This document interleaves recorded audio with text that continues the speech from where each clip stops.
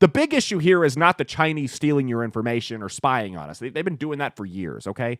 One of our congressmen, who was on intelligence committees for a while, was banging a Chinese spy. He still holds office because he's a Democrat in California. True story.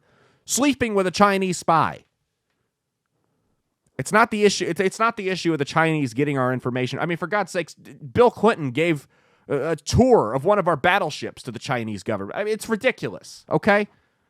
It's the fact that we are so weak. We are taken as such a joke on the international scale under the leadership of Joe Biden that a foreign entity that we don't exactly have great relations with would violate our airspace like that. This wasn't an accident, like China said. It wasn't even about spying on us or gathering information. It was about sending a message and making a mockery of the United States. It was about sending a message that we have the weakest president in the history of this country. They have such little respect for him, they would violate our airspace without telling us and say, do something about it. We know you won't. We know you're not going to do a damn thing about it. There's no respect for him. I guarantee this wouldn't happen under Donald Trump. This doesn't happen under Donald Trump. Guarantee it. And I'm not a war hawk. I'm not, let's just shoot nukes at everybody. But there is a respect matter involved. The matter of respect is involved here, and they wouldn't have done it for Donald Trump because sometimes you need a little crazy to ward off the bad guys. Like, bad men keep the wolves at bay, okay? I shouldn't say bad men. Dangerous men keep the wolves at bay.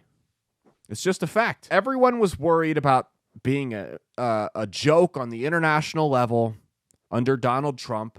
And you know what? Trump was unorthodox, and he definitely had his issues, and he definitely did things that I disagreed with. But we weren't a joke. There was a level of respect there that they had for Donald Trump, whether they wanted to admit it or not, that they didn't have for Joe Biden. It's like when you got a neighbor that's a little unstable, right? You may not want to go out of your way to be friends with that guy. You may not invite him over to bonfires on Friday nights, but you're certainly not going to do anything to piss that guy off, right?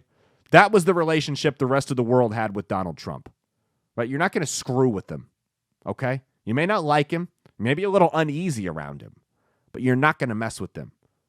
Joe Biden's the neighbor. I mean, you play loud music at night. He comes out and yells at you, knock it off or I'll call the cops. But he never actually calls the cops. That's Joe Biden as your neighbor.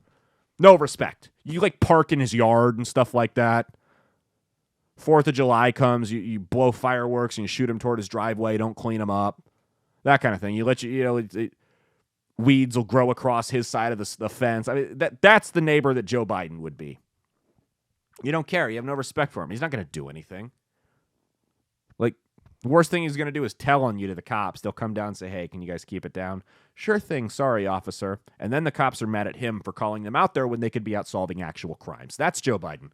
Not that I have experience with neighbors like that. Hey, thanks for watching. If you liked what you saw, be sure to click the link in the description to get the full episode on Rumble. If you prefer to listen along, you could actually get us on Spotify, Spreaker, and iHeartRadio. You can also go to www.outlawstreamers.com to learn more about not just my show, but tons of other great shows and all the exciting projects they have coming up. Follow my socials at Caleb Isn't Funny on Twitter and Instagram, at Caleb Salvatore Comedy on the Chinese Spy app that is TikTok, and be sure to like and subscribe to this YouTube channel. Thanks, and we'll see you every Saturday for brand new episodes of That's Based. Peace.